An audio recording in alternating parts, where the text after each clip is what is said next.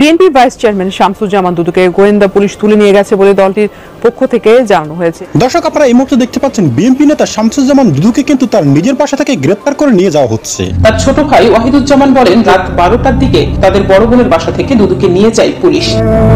Vice chairman Shamsuzzaman দুদু সতর্ক notice দিয়েছে BNP. আসসালামু আলাইকুম সম্মানিত প্রিয় দর্শক, আশা করি সকলে অনেক ভালো আছেন। দর্শক, বিএনপির একজন বিতর্কিত নেতা হলেন শামসুজ্জামান দুদু, যিনি কিন্তু একেবারে হাতে নাতে ফেসে গিয়েছেন।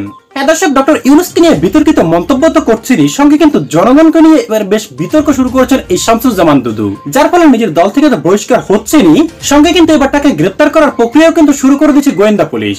যেমনটা কিন্তু দর্শক আপনারা ভিডিওর শুরুতেই কিন্তু দেখতে পেয়েছেন। এবার দেখবেন বিস্তারিত, এবং সেটি থেকে আশা করি বুঝতে পেরেছেন আমাদের আজকের এই ভিডিওটা ঠিক কতটা গুরুত্বপূর্ণ এবং কোন বিষয়টিকে ইঙ্গিত করছে। তাই দর্শক, আপনার কাছে বিনীত অনুরোধ থাকবে আমাদের আজকের এই গুরুত্বপূর্ণ ভিডিওটি একটু স্কিপ না করে একেবারে সম্পূর্ণ দেখবেন, কিন্তু তবে কিন্তু আজকের নিউজটি একেবারে বিস্তারিত আপনি ভালো করে বুঝতে পারবেন। শুরু করবো দর্শক, তবে তার আগে আপনার কাছে ছোট্ট করে একটি অনুরোধ, আপনি যদি আমাদের চ্যানেলে নতুন হয়ে থাকেন তবে অবশ্যই আগে চ্যানেলটি সাবস্ক্রাইব করে ভিডিওতে একটি লাইক দিবেন। তাই আর কথা বলবো না দর্শক, শুরুতে আমরা পর্যায়ক্রমে আগে সেই গুরুত্বপূর্ণ আলোচনাগুলি দেখে আসি। যদি বিএনপির লোকরা প্রস্তাব করে একমাত্র, তাহলে প্রস্তাবের তোরে ভেসে বঙ্গোপসাগরে গিয়ে পড়বে। বিএনপির ভাইস চেয়ারম্যান শামসুজ্জামান দুদুকে গোয়েন্দা পুলিশ আটক করেছে বলে পরিবারের সদস্যরা জানিয়েছেন। তার ছোট ভাই ওয়াহিদুজ্জামান বলেন, রাত 12টার দিকে তাদের বড় বোনের বাসা থেকে দুদুকে নিয়ে যায় পুলিশ। পরিবারের সদস্যরা বলছেন, শামসুজ্জামান দুদুকে ডিবি অফিসে নেওয়া হয়েছে বলে তারা জানতে পেরেছেন। তবে কোন মামলায় তাকে আটক করা হয়েছে সে বিষয়ে গোয়েন্দা পুলিশের কোনো আনুষ্ঠানিক বক্তব্য পাওয়া যায়নি। সাবেক এমপি দুদু বিএনপি ভাইস চেয়ারম্যান হওয়ার আগে দীর্ঘদিন জাতীয়তাবাদী কৃষক দলের সভাপতি ছিলেন। বিএনপির ভাইস চেয়ারম্যান শামসুজ্জামান দুদু সতর্ক করে নোটিশ দিয়েছে খোদ তাদের রাজনৈতিক দল বিএনপি। গতকাল 5 জুন রাতে বিএনপির কেন্দ্রীয় দপ্তর থেকে বিএনপির এই দুই নেতাকে নোটিশ দেওয়া হয়েছে। জানা গেছে দলের শীর্ষ নেতৃত্বের নির্দেশে তাদের এই নোটিশ দেওয়া হয়েছে। বিএনপির জ্যেষ্ঠ যুগ্ম মহাসচিব ও কেন্দ্রীয় দপ্তরের দায়িত্বপ্রাপ্ত নেতা রুহুল কবির রিজভী গণমাধ্যমকে সতর্ক নোটিশের সত্যতা নিশ্চিত করেছেন। বরকতুল্লাহ বুলু ও শামসুজ্জামানের সাম্প্রতিক দুটি বক্তব্য রাজনৈতিক ও সচেতন মহলে বেশ আলোচনা ও সমালোচনার জন্ম দেয়। জানা গেছে অসংলগ্ন বক্তব্যের দায়ে দেওয়া হয়েছে এই নোটিশ। এদিকে গত 20 মে রাজধানীর জাতীয় প্রেস ক্লাবে জাতীয়তাবাদী সাংস্কৃতিক দলের উদ্যোগে আয়োজিত প্রতিহিংসার রাজনীতি গণতন্ত্র সুশাসন প্রেক্ষিত বাংলাদেশ শীর্ষক এক আলোচনা সভায় জাতীয় নাগরিক পার্টির নেতা হাসনাত আব্দুল্লাহর এক বক্তব্যের প্রতিক্রিয়া জানান শামসুজ্জামান দুদু। আওয়ামী লীগের কাছ থেকে টাকা নিয়ে বিএনপি চলে, হাসনাত আব্দুল্লাহর এমন বক্তব্যের প্রতিক্রিয়ায় শামসুজ্জামান দুদু বলেছিলেন, বিএনপি নেতারা যদি একত্রে প্রস্তাব করেন তাহলে এই প্রস্তাবের তোড়ে ভেসে বঙ্গোপসাগরে গিয়ে পড়বা। এমন কোনো কথা বলবা না যে কথার দায়িত্ব নিতে পারবা না। বিএনপির এই নেতা বলেন, বিএনপির সম্পর্কে যে অভিযোগ করছো সেই অভিযোগের জবাবে বিএনপি যদি শুধু থুতু ফেলে সেই থুতুর মধ্যে তোমাকে খুঁজে পাওয়া যাবে না। অন্যদিকে বিএনপির ভাইস চেয়ারম্যান বরকতুল্লাহ বুলুর একটি বক্তব্য সম্প্রতি সামাজিক যোগাযোগ মাধ্যমে ভাইরাল হয়েছে। সেখানে এই নেতা অন্তর্বর্তী সরকারের প্রধান উপদেষ্টা ডক্টর মোহাম্মদ ইউনূসের ধর্মীয় বিশ্বাস নিয়ে প্রশ্ন তোলেন। বিএনপি সূত্র জানিয়েছে, এসব কারণেই তাদের দলীয়ভাবে সতর্ক করা হয়েছে। বিএনপি দলের দুই গুরুত্বপূর্ণ নেতাকে সতর্ক করেছে।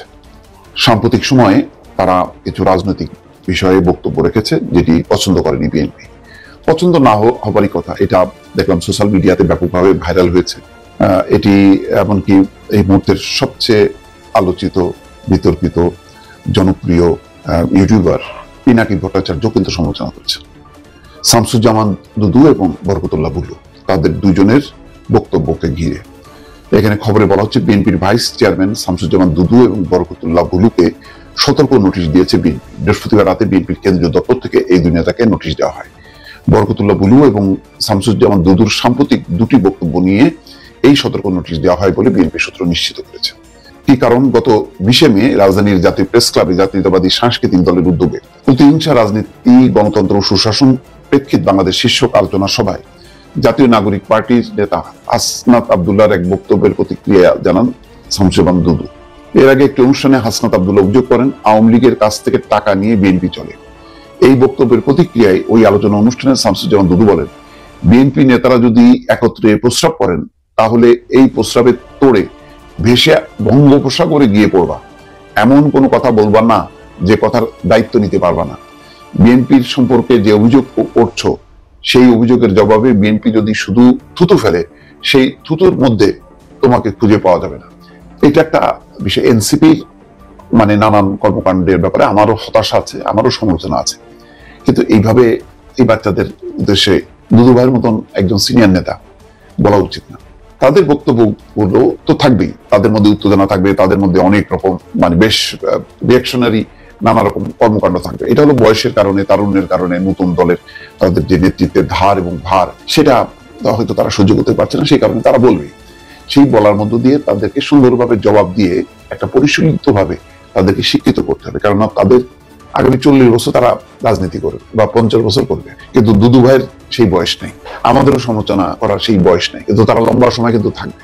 সুতরাং তাদেরকে ভালো রাজনীতি শিক্ষা দিতে হবে, বলতে হবে যে না, তোমার এই কথা সত্য না, তোমরা এইভাবে কথাটা বলতে পারতাম। তো সেটা না বলে যদি এইভাবে বলা হয় যে ঠিক আছে আওয়ামী লীগের কাছ থেকে টাকা নিয়ে চলে, এটা বলছে, কুমিল্লায় রিয়াকশন হয়েছে, সেটা বলা উচিত হয়নি। সেই যে উচিত হয়নি সেই কথাটা সুন্দরভাবে বলতে হবে। দুদু ভাই অনেক বড় মাপের মানুষ, আমি নিজেও চিনি, ভালো মানুষ, নিঃসন্দেহে ওনার রাজনীতি সততা, ওনার যোগ্যতা অভিজ্ঞতা নিয়ে কোনো সন্দেহ নেই, কিন্তু উনি মাঝে মধ্যে একটু অসহিষ্ণু হয়েছেন। আমি প্রকৃত দেখি ওনাকে যে কেন জানি সবসময় একটু মানে বেশ কঠিন মুখভঙ্গি নিয়ে বসেন, কখনো কখনো অ্যাঙ্করদের সাথে তর্কে জড়ান। যেমন আমি মানে শেষের দিকে একেবারে টকশো বয়কট করতাম, এখন যাই না অন্য কারণে, এখন আর মানে ভালো লাগে না এই কারণে, যাবো না তা বলি না, কিন্তু আমি সেই মজাটা খুঁজে পাই না আর কি। মনে হয় যেন একটা সময় ব্যয়, আমার নিজেরও যেহেতু কাজ থাকে ইউটিউবের, বলে একটা টক শো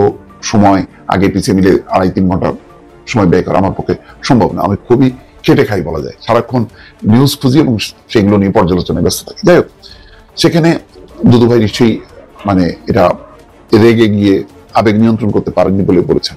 উনি এই দলও আবার ছাড় দেয়নি, এটা ভালো। এটা দলের এই ধরনের অবজারভেশন এবং এক ধরনের ইয়েটা নিয়ন্ত্রণটা এটা দরকার।